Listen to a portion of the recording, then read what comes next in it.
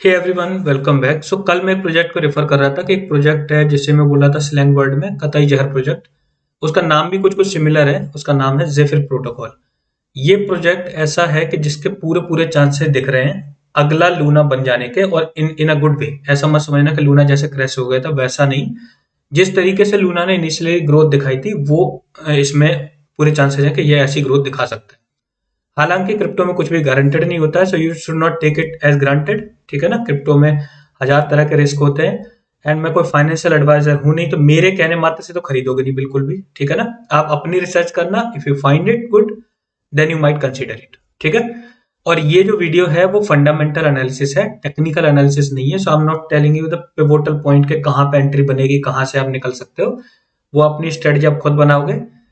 Fundamental analysis है, तो इस वजह से हम सिर्फ इसके जो फंडामेंटल एस्पेक्ट है उसको ही टच करेंगे। और क्योंकि कॉइन बहुत ज्यादा पंप करके ऑलरेडी आया है तो थोड़ा बहुत करेक्शन होने के चांसेस रहेंगे, बट ओवरऑल इसका फ्यूचर ब्राइट है। That is the conclusion. So जो प्रोजेक्ट है मैंने आपको ऑलरेडी बता दिया, जेफिर प्रोटोकॉल करके इसका नाम है, और अभी ये ट्रेड कर रहा है $45 पे। और इसकी जो मार्केट कैप है, कल तक तो ये कम थी $100 मिलियन से, अभी $103 मिलियन पे पहुंच गई है। एकदम से ही भागता जा रहा है, ज्यादा एक्सचेंज पे अवेलेबल भी नहीं है, फिर भी बहुत अच्छा ग्रो कर रहा है। और इसका रीजन है इसका जो फंडामेंटल्स है वो। सो बेसिकली अगर आपको इसको बाय करना हो तो इजीली अवेलेबल है MEXC ग्लोबल पे।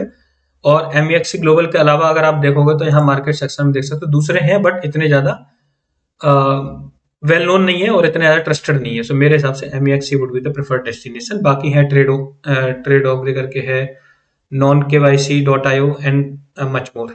बट वो सारे ऐसे एक्सचेंज हैं जिनको आपको ट्रस्ट नहीं करना चाहिए। ठीक है। सो बेसिकली पहले मैं इसको आपके व्हाइट पेपर में ले जा रहा हूँ डिटेल में, फिर उसके बाद मैं आपको कुछ करंट सिनेरियोस का दिखा दूंगा ताकि आपको ये क्लियरली समझ में आ जाए। ठीक है। अगर आपको जेफिर प्रोटोकॉल को समझना है तो उससे पहले आपको लूना को समझना पड़ेगा। लूना जो इनिशियली ग्रो करा था, उसमें जैसा वो स्टेबल कॉइन हब बना था, किस तरीके से उसकी ग्रोथ हुई थी, क्या उसके फंडामेंटल्स थे, वो आपको क्लियर होने चाहिए, तब आप इसको समझ पाओगे। मैं कोशिश करूंगा आसान भाषा में समझाने की, बट फिर भी ऐसा हो सकता है कि कुछ इसके एस्पेक्ट हैं वो आपको समझ ना आए। ठीक है। सो इनिशियली डूकॉन का जो विजन था, जो हम आज भी मानते हैं कि एक्चुअली वो उसका विजन सही था, but it was very unfortunate के जो लूना के साथ हुआ। ठीक है। उसका जो विजन था कि डिसेंट्रलाइज्ड करेंसी होनी चाहिए, डिसेंट्रलाइज्ड स्टेबल कॉइन। सेंट्रलाइज नहीं होना चाहिए, और सेंट्रलाइज्ड अगर कोई स्टेबल कॉइन है तो उसे कभी भी कंट्रोल करा जा सकता है गवर्नमेंट्स के द्वारा, क्योंकि जो भी उसको इश्यू करेगा स्टेबल कॉइन को, अगर वो उसको कंट्रोल में ले लेते हैं या उसको अपने इन्फ्लुएंस में ले लेते हैं, तो वो स्टेबल कॉइन को भी पूरी तरीके से कंट्रोल कर पाएंगे। सो डूकॉन का विजन था कि डिसेंट्रलाइज इकोसिस्टम के लिए एक डिसेंट्रलाइज स्टेबल कॉइन होना चाहिए। ठीक है। तो उसने एक जो मैकेनिज्म बनाई थी लूना और UST के साथ, वेल नोन मैकेनिज्म थी, जिसमें कभी भी लूना को स्वैप करा जा सकता था UST में। सो बेसिकली जब भी ऐसा होता था कि मार्केट में वॉलेटिलिटी आती थी तो एक आर्बिट्रेज अपॉर्चुनिटी बनती थी, जिसकी वजह से वो फ्लक्चुएशन मतलब मेंटेन हो जाता था। ठीक है। लेकिन बाद में हुआ क्या UST के साथ, वी ऑल नो दैट। अभी उसके डिटेल में नहीं जाएंगे, लेकिन इसमें क्या ऐसा खास है और इसने कौन सी ऐसी मैकेनिज्म फॉलो करी है वो हम मेनली फोकस करेंगे।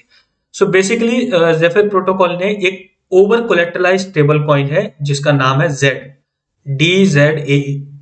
ठीक है ना। अब इनमें एक तो इसका भी स्टेबल कॉइन का नाम Z से स्टार्ट होता है, जिससे इंस्पायर्ड है उसका भी है, लेकिन स्पेल मतलब डिफर करता है स्पेल में। सो आप थोड़ा सा कंफ्यूज मत होना, और हो सकता है मेरा प्रोनाउंसिएशन बहुत ही खराब है, खिचड़ी लैंग्वेज इस वजह से, तो कोशिश करना उसको स्क्रीन पे देख के समझने की। ठीक है।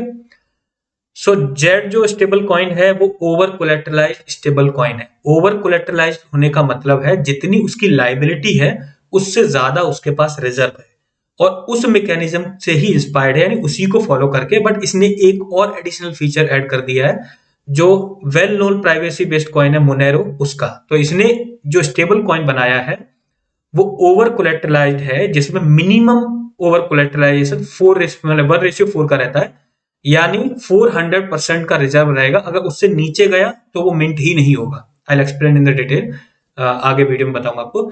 सो एक इस तरह की मैकेनिज्म रखिए, प्लस जितने भी पोटेंशियल केस हो सकते हैं मार्केट में पहले देखे गए हैं, जितने भी स्टेबल कॉइन अवेलेबल है उन सबको केस स्टडी करने के बाद इन्होंने उन चीजों को इंप्लीमेंट किया है। ठीक है।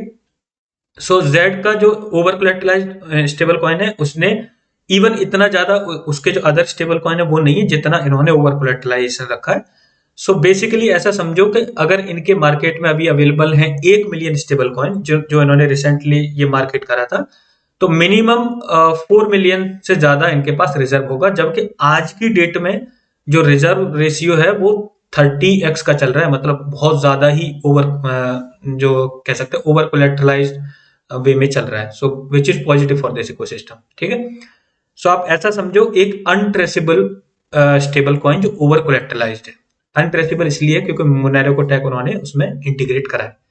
आफ्टर दैट इन्होंने डिटेल में एक्सप्लेन करा है कि कैसे पहले तो जो जेड प्रोटोकॉल है वो कैसे बना। तो जेड प्रोटोकॉल के बारे में आपको पता होगा, जो डिजाइन हुआ है एमोर्गो और आईओएच के इनपुट आउटपुट, जो कार्डानो का बेसिक मतलब जो कह सकते हैं जो फाउंडेशन जिसने कार्डानो को मेनली इवॉल्व किया है, चार्ल्स हॉस्किंसन का, उसके कोलैबोरेशन से उन्होंने एर्गो फाउंडेशन बनाया जिसने फर्दर इसको इम्प्लीमेंट करा, ठीक है। और उसी से मतलब वो टेक यूज करके इन्होंने ये डिजाइन करा है। सो इन्होंने एक एडिशनल फीचर और रखा है, जैसे पहले जनरली क्या होता है कि in case of Luna also, in case of other stable coin also, एक ही जो कॉइन है वो रिजर्व के तौर पर रहता है या काइंड ऑफ कोलेटरल के तौर पर रहता है। इन्होंने दो दो रखे। मार्केट वॉलेटिलिटी को टैकल करने के लिए इन्होंने एक ZEPH RSV which is the reserve coin, and दूसरा रखा है ZEPH जो बेस कॉइन है, और उसका स्टेबल कॉइन है ZEPH USD ZUSD जो उन्होंने उसका स्टेबल कॉइन डिजाइन किया है। सो बेसिकली अगर मार्केट में वॉलेटिलिटी होती है तो उसको टैकल करने के लिए जो बनाया उन्होंने मूविंग एवरेज, एंड जो करंट में प्राइस है उसको स्पॉट प्राइस लेके। सो बेसिकली एक से नहीं दो मैकेनिज्म है, यानी एक ही ओरेकल डाटा पे डिपेंड नहीं करेंगे, दो के डाटा पे डिपेंड करेंगे, ताकि जो मैनिपुलेशन है उसको बिल्कुल मिनिमाइज किया जा सके, ठीक है। जब भी कोई व्यक्ति बेस कॉइन को किसी स्टेबल इसके किसी में नहीं मतलब इसी के स्टेबल कॉइन में अगर स्वैप करेगा, कन्वर्ट करेगा, तो उससे एक सर्टेन फीस चार्ज करी जाएगी, और वो फीस है वो जाती है रिजर्व में। और रिजर्व का ratio at all the point, मतलब कभी भी ऐसा नहीं होगा अगर वो 400% से नीचे ड्रॉप हुआ तो नए मिंट ही नहीं कर पाओगे। 400% से ऊपर रहना चाहिए, मिनिमम 400% उन्होंने मार्क रखा है। और उसके बाद भी जो मिंटिंग मैकेनिज्म वो हाल्ट हो जाती है जब ये जो रिजर्व रेशियो 800% से ज्यादा क्रॉस कर जाता है रिजर्व के लिए स्पेशली। और वो है मतलब उन्होंने मतलब जो डाइल्यूशन को प्रिवेंट करने के लिए उन्होंने इस तरीके से डिजाइन करा है, ठीक है।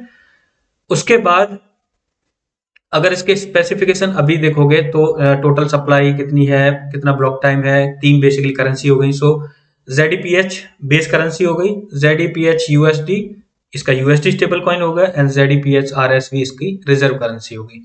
और इन्होंने जो माइनिंग की एल्गोरिदम रखी है वो है random x proof of work POW।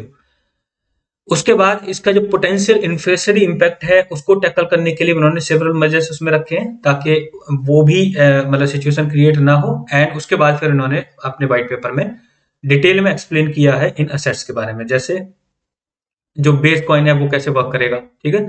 उसके अलावा फिर कैसे उन्होंने जो मोनेरो की टैग है वो उसमें इंटीग्रेट करी है, एंड सो ऑन। मैं थोड़ा शॉर्ट में बता रहा हूँ, आप चाहो तो इसको डिटेल में एक बार पढ़ सकते हो ताकि आपको क्लियर हो जाएगा।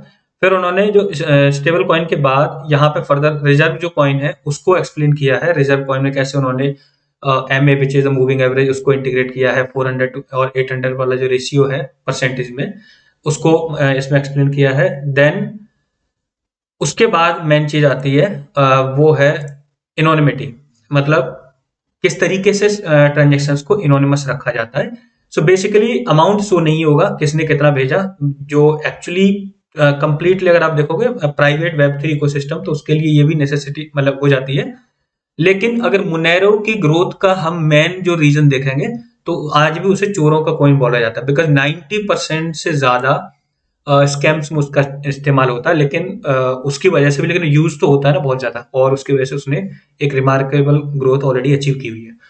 सो कुछ भी ऐसा हो सकता है आगे चल के ये भी बहुत ज्यादा यूज होने लगे बिकॉज ऑफ इसके जो प्राइवेसी फीचर्स हैं, बट ओवरऑल इसके लिए बेनिफिशियल होगा। तो अगर आप इन्वेस्टर के पॉइंट ऑफ व्यू से देखोगे so that seems to be a good bet.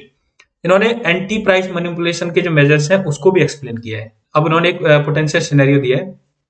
इन्होंने बोला कि फॉर एग्जांपल ऐसा मान लो होता है कि कोई व्यक्ति चाहता है इसको मैनिपुलेट करना। सो बेसिकली एक टिपिकल केस दिया है जिसमें इन्होंने बोला है कि हर एक ब्लॉक में आप सेम ब्लॉक में you can not mint and redeem. आप अगर एक ब्लॉक में मिंट करोगे you will redeem in the second block.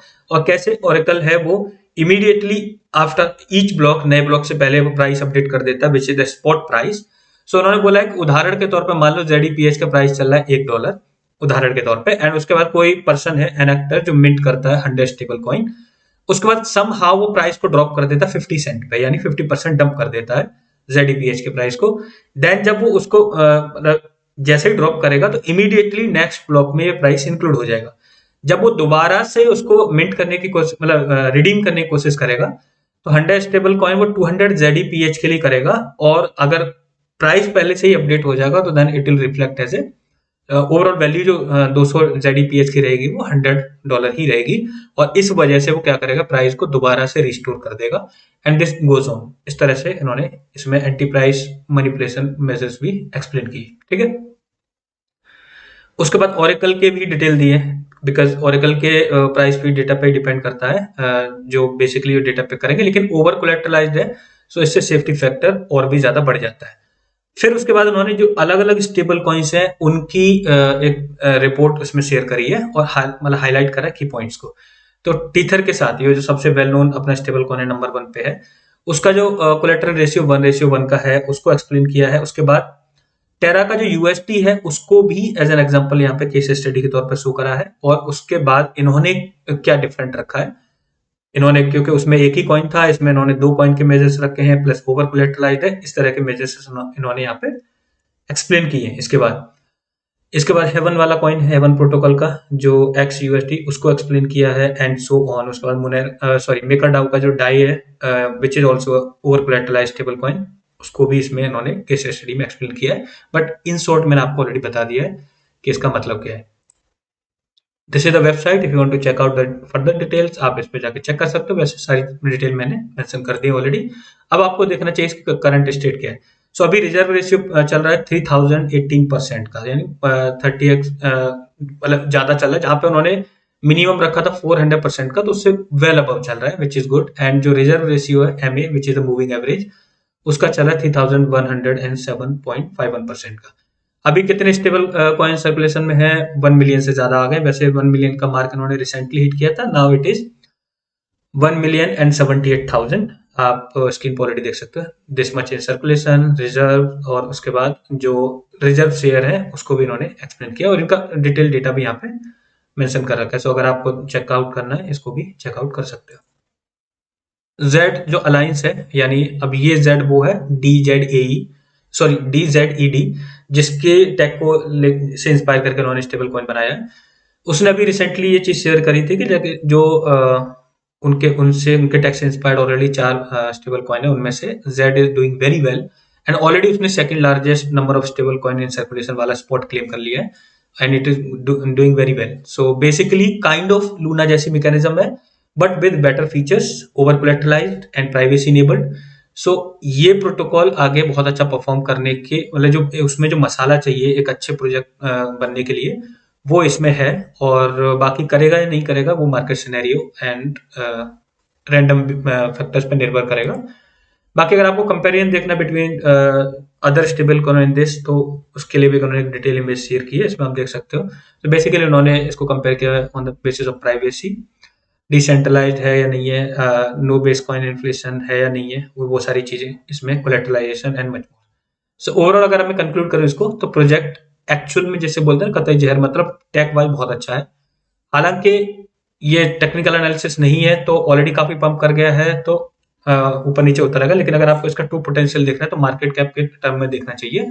ये प्रोजेक्ट ऐसा है कि अगर सब कुछ सही चला तो $1 बिलियन की मार्केट कैप अचीव कर सकता है, वो भी बहुत शॉर्ट टाइम फ्रेम में। I can not predict exact time frame, but it is doing very well. Whether you want to consider और not, up to you, your decision. I won't be responsible for anything. मेरा काम है सिर्फ info देना, आपके mind में project डालना, और वो मैंने कर दिया कि ये प्रोजेक्ट है, if you want to consider you may. Okay, एक और प्रोजेक्ट है विच इज वेरी इंटरेस्टिंग, और वो उसमें उस तरह का पोटेंशियल है कि वो अगला कास्पा बन सकता है, लेकिन उसको मैं शेयर करूंगा। जो मैंने बताया था पैसिव इनकम का एक सेटअप की वीडियो बनाऊंगा, उसको एक्सप्लेन करने के बाद। So wait for that. Thanks for watching the video.